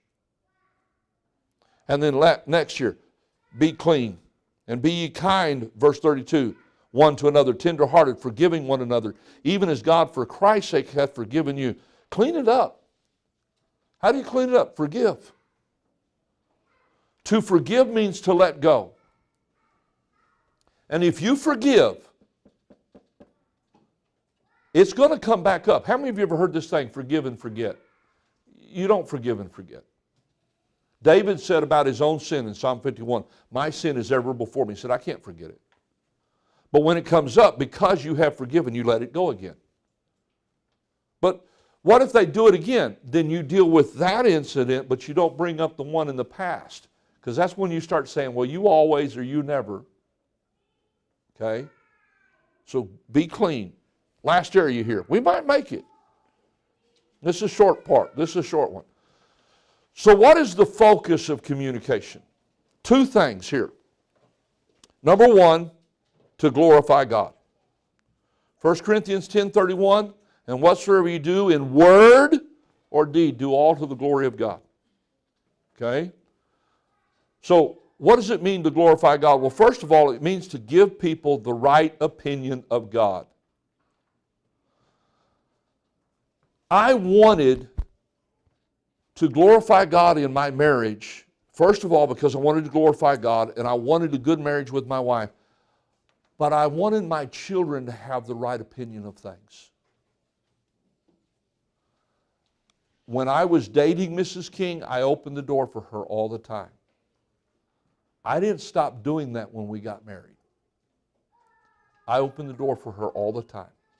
If we would go someplace, I would open the car door for her and let her in. There were rare occasions when I wouldn't do that. We would talk about it ahead of time, but I never just let her get in the car on her own. Sometimes she would say, look, it's just easier for me to get in right now. Fine. Particularly toward the end with her health and things. That's fine, okay. But we were in agreement on that. I watched as my boys got about 10. We would pull up to the house. We had a little minivan. That side door would fly open and they would charge out of the car because they're trying to open the car door for Mom before I got there. What did they learn? I gave them the right opinion of things. So I want to glorify God because I want to glorify Him with my life, but I want to give people the right opinion of God. I want other people to have the right opinion of God from our marriage. Another definition of glorify God is to make God look good. I want to make God look good. I want people to have the right, I want them to see God for who He is. They can't see Him physically, but they can see Him through me. So I want to make God look good. So the first reason for, the first focus of communication is I want to glorify God. Secondly, to build oneness. The reason we communicate is to build oneness. Again, therefore, for this cause shall a man leave his father and mother and shall cleave unto his wife.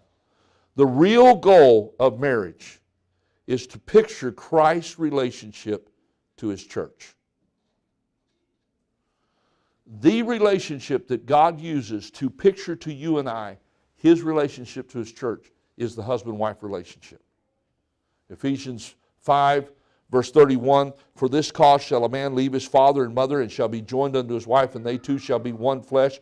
This is a great mystery, but I speak concerning Christ and the church. Nevertheless, let every one of you in particular so love his wife, even as himself, and the wife see that she reverence the husband. Now that verse right there tells you, ladies, men, do you know what your ladies need when you speak to them? Love. You know what a man needs? Respect. So, the real goal of marriage is to picture Christ's relationship to His church. Next statement here. Oneness builds companionship.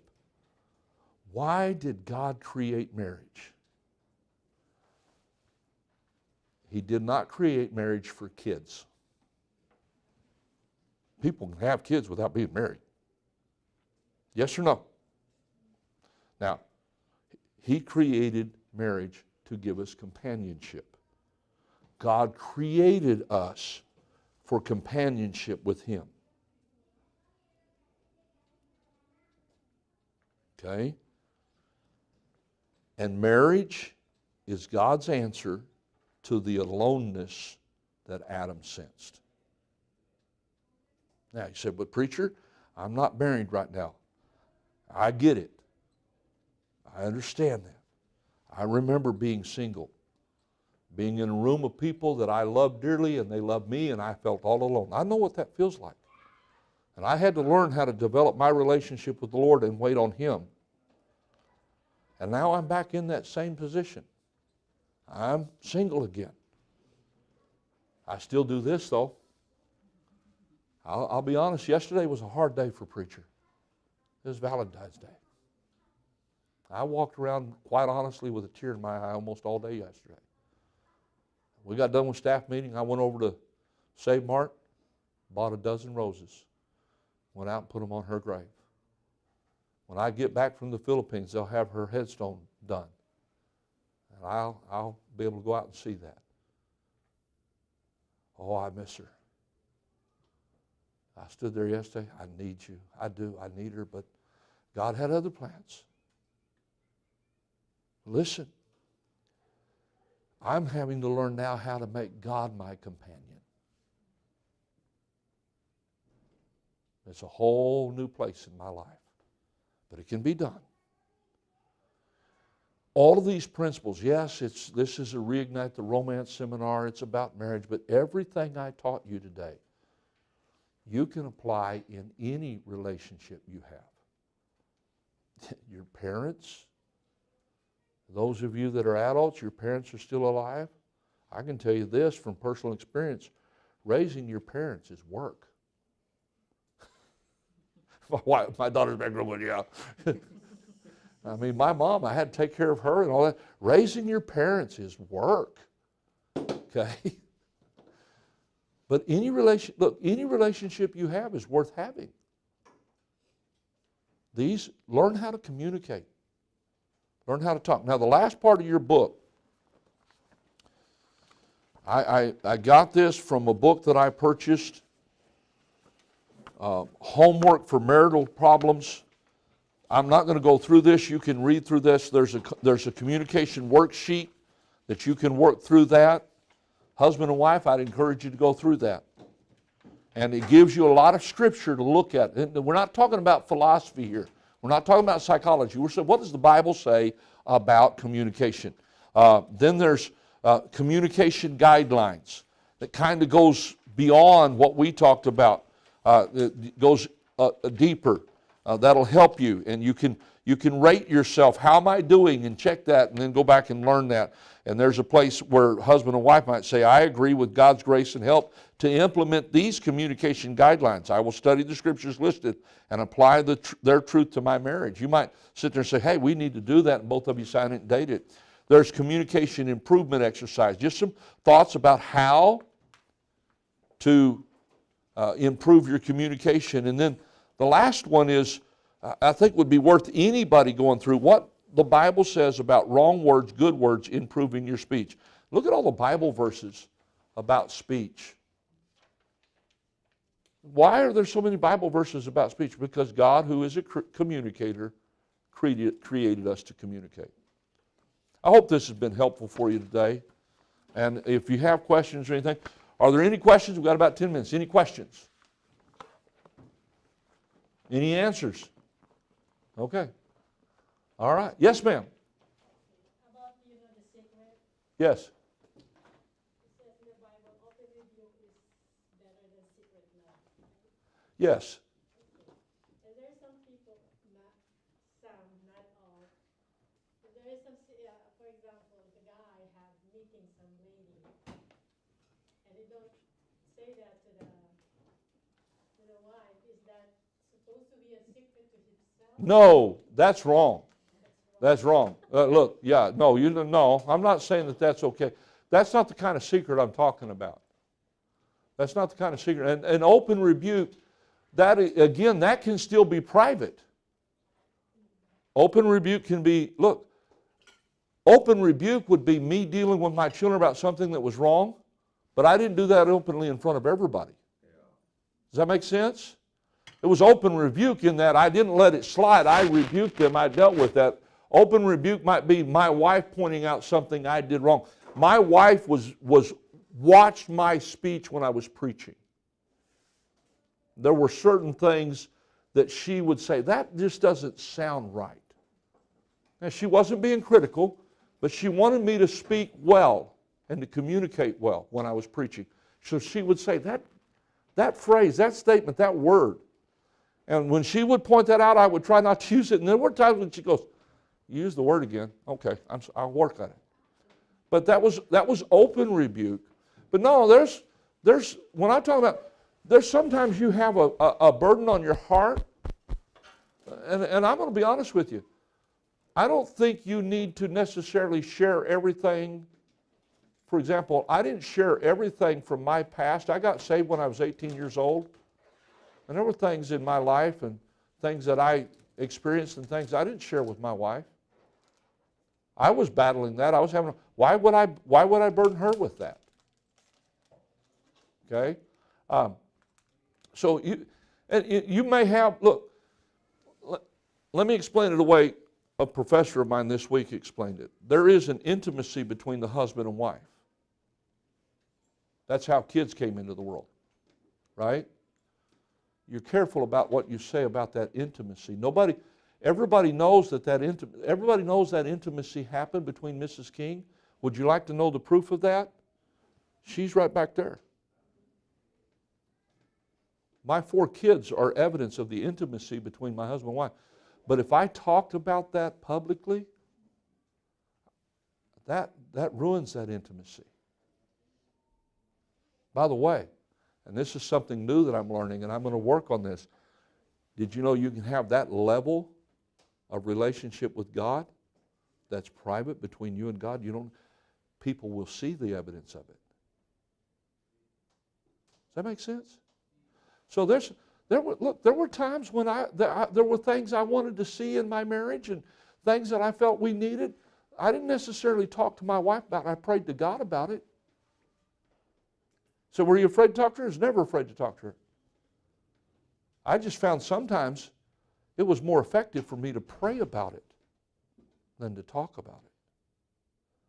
And I've seen God answer those prayers and take care of it. Never had, and it's just something I carried by myself. Does that help you understand what I'm talking about? But no, if some guy's flirting with a girl at work, he doesn't need to keep that secret. Okay? My wife for a while worked at Kmart. My wife had beautiful eyes. And some young guy saw her one night and complimented her on her eyes. Okay, I get it, right? But when he says to his buddy in the next aisle over, hey, come over here and look at her eyes. I'm like, I want to go to Kmart, find this punk. I'm going to pound the dude. You don't be talking about my wife that way. Of course, she didn't tell me till she got home from work. It's too late. I couldn't do anything about it. But so, yeah, open rebuke. Yeah, there's a time for that. Even in if somebody's done something wrong publicly, like in a church setting, if somebody's done something wrong publicly, it might need to be dealt with publicly. But then there are a lot of things that can be done privately, and nobody has to know, and God can sort it out and take care of it without that being a big issue. Okay, good question. Anybody else? Yes, sir. So the genre of how should we communicate? So for especially kind of focus on the collaborating. Yes. I call it three-way communication, is how you explained it. So how we ought to how could that be in a practical way when you try to do a three-way communication, but Well, first of all, stop. What do you mean by three-way communication? so the way you describe it, so just kind of reciprocate what you said, right? So say if I'm understanding correctly, and then kind of repeat. That's not three-way. That's still just two-way. Three-way means somebody else is involved in the conversation. When I say to my wife, okay, this is what I think you said, that's still just between me and her. Right. That's not three-way. Well, the way I've been taught three ways. You say something, I say, and you say yes. That's exactly what I mean. Well, okay. All my training through. Yeah, no, I think three-way communication means somebody else is involved in it. Okay. Well, for the collaborating two-way, if you would. So how would you practice that in a practical sense if whoever you're speaking to kind of bothers them, that you're kind of, you're just trying to clarify that you did understand it correctly? Then I would say, look, I would simply say, look, I'm not trying to bother you. I want to know what you're saying. This is what I think you're saying. Now, if that's not what you're saying, tell me. But a lot of it will have to do with the tone of voice, not so much what you say. Particularly a man talking to a woman. And it's not just true of women, men do it too. We respond sometimes, more times than not, we respond to the tone of voice more than we do the words. So I want to be careful what I say and how I say it Be slow to speak, quick to hear, James 1. So I want to think about what I'm saying. I think this is what you're saying. No, that's not what I'm saying. Okay. I'm not trying to upset. I really want to understand. So say it again. This is what I'm trying to say. Okay. So this is what you mean. No. Okay. Let's back up a minute and let's say, tell me again. That requires patience. You see, I think some of the problem with doing that, if we're not careful, you have to come to that without this thought, I'm right, you're wrong. If we come to the conversation that way, I'm right, you're wrong, you can be as kind as you want to, you're not going to get anywhere. So I want to listen. I want to hear. What are you saying? And you might not get it the first time around. And you got to understand something. Part of all of this communication, it's more about where you're going than that issue. You understand what I'm saying? Yeah. Where are you going? Where do you want your relationship to be 5 years from now, 10 years from now? You might not get it clearly right now. Okay, that's fine. But we'll keep working at this and resolving it. But the big picture is, I want to build something here. I believe wholeheartedly in having a long-range view of life. Okay? I practice that with my wife. I practice that with my children. With my wife, 1994, Brother Rushing is preaching a family conference for us. It's the first time he's in our church. I don't know this man. I met him in one other conference before that. He's sitting in my living room having lunch. I've got, in 1994, Hannah would have been 7. Jonathan would have been 3 or 4. We're a long ways away from the empty nest syndrome. And Brother Rushing says, let me teach you something. I said, yes, sir. He said, when your children get out of the home, your wife's going to need you more than she needs you right now. I went, that's a long ways down the road. I said, what do you mean? He said, right now, they need her for laundry, they need her for meals, they need her for this and that. She's got constant demands on her time, and she loves doing that, and my wife did. She said, when they get out of the house, she's not going to have that need anymore. And I thought, okay, I'm going to start working on my relationship now, because when the kids get out of the house, I don't want us sitting in the living room going, now who are you? So we worked on our relationship. When Hannah was about 12, I went to a conference and I watched people. I try to learn from just watching people in general. And I came back from that conference. I can't tell you exactly why, but I came back, and one part of this, Hannah's very glad that Dad did this, because we used to dress Hannah with these gargantuous bows in her hair. We got pictures of it. She hates those pictures. But I said to my wife, I said, I want you to stop dressing her like a little girl. Start dressing her like a young lady. Now, I know what I wanted, but the details of that, I don't know. My wife filled that in. But she started dressing her like a young lady, which also caused us to treat her like a young lady. So when she, at age 17, 18 years of age, went and got a job at Kmart, people thought she was 21, 22. Because she carried herself that way. Not every little thing we did was right, but we were going the right direction. So, yeah, there might be a conversation where you say, well, we're just not getting it right now. Okay, put it to rest. You said, well, preacher, you said, let not the sun go down upon your wrath. Let me give you an application that Dr. Jim Shetler shared with us one time at a pastor's and pastor wife retreat. Here's how he and his wife used it. When they got upset at one another, if they couldn't resolve it right then, they had an agreement, said, okay, we'll come back in 7 days and visit this thing. We'll come up with it. We'll each think and pray, and in 7 days we'll come back with an answer. And they practiced it that way. I have no problem with that. Okay? But the real goal here is, yeah, you want to solve that thing right then, but what do you want more? Do you want to solve that thing? Yes. Do you want to build the right relationship and the strong relationship in the future? That, yes. This right now, maybe we don't get it quite right now, but it's helping us get there. But that means some of it is you got to be patient. You know, like I say, I'm not, when it comes to dealing with people, I want to get things done right now. I'm learning to wait. And my wife, because she had to have time to process things. So there were times we didn't talk about things until she was ready. She would have to say to me, I'm not ready yet. Okay, I'll wait. Okay? Good question. Yeah, I have another one. Okay. Kind of a follow-up with that one. Right after we started speaking about speaking to her needs and speaking to their desires. Right. So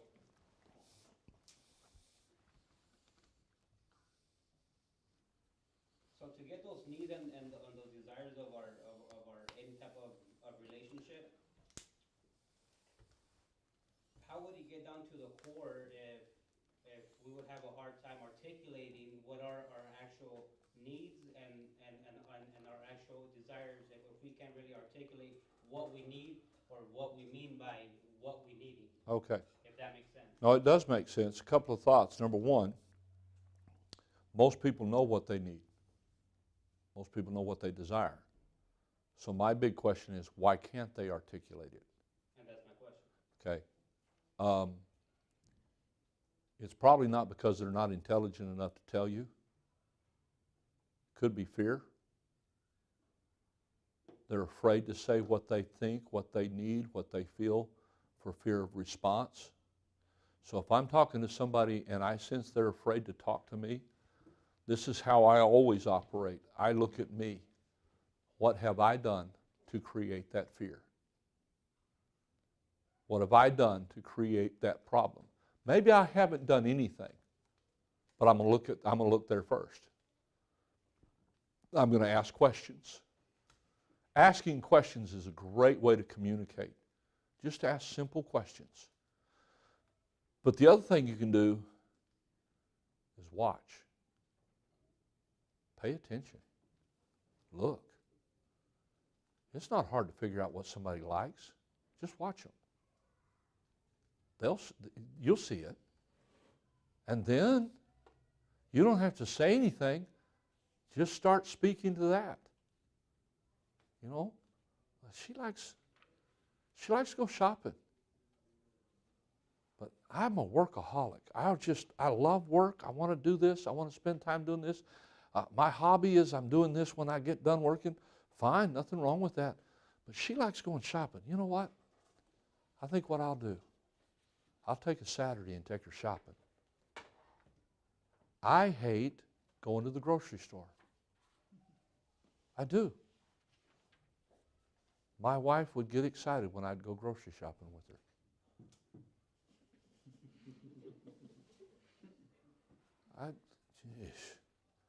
Let's just go and get what we need and get out of there. Now, my wife really wasn't one that just, but I would go shopping with her. I saw that she liked that. I saw that she liked me going grocery shopping with her. So I would go. I can do a lot of things with the couple hours it'd take to go grocery shopping. But I'd go grocery shopping. Okay? So some of it is, I always look to me first in any situation. What did I do? What am I doing? How am I? It's too easy for us to say, well, it's the other person that's got a problem. No, maybe so. I'm still going to start with me. What have I done? I still do that to this day. Ask questions and then pay attention. Watch. Listen. I don't know if you know this or not. Miss Alika likes the Dodgers. She really does. I haven't had to, I didn't go and say, hey, what's your baseball team? I didn't even go to her, do you like baseball? She likes baseball. Not only does she like baseball, she likes the Dodgers. You know who's really good at that in our church? Brother Mio. Because sports is a big thing. If you say something about, my daughter, Hannah, likes sports in general. Chicago's not known for having great sports teams. Okay? They had that small run there when Michael Jordan was playing basketball for the Bulls. But other than that, they haven't done so great. But he'll always talk to her about the Chicago Cubs in baseball season, the Chicago Bears in football season, because he knows she likes that. All he's done is paid attention. He hasn't gone around, do you like this? Do you like that? Do you like? He hasn't done any of that. He just pays attention to that. He pays attention to it because sports is a big thing to him, but he knows everybody's favorite team. I have cards. I have sports cards from the Cowboys because he knows I'm a Cowboys fan. Okay? All right. Well, I've enjoyed this. I hope you guys have. I hope this is material that'll help you. I hope the workshop, the pages in the back will help you as well. Let's have a word of prayer. Father, thank you for this day. Thank you for our time together, Lord. I'm really excited about what's taking place here today. I pray that you'd help each of us to continue to move forward in our relationships, whatever those relationships are. And Father, may we glorify you in every area of our life. We pray in Jesus' name. Amen.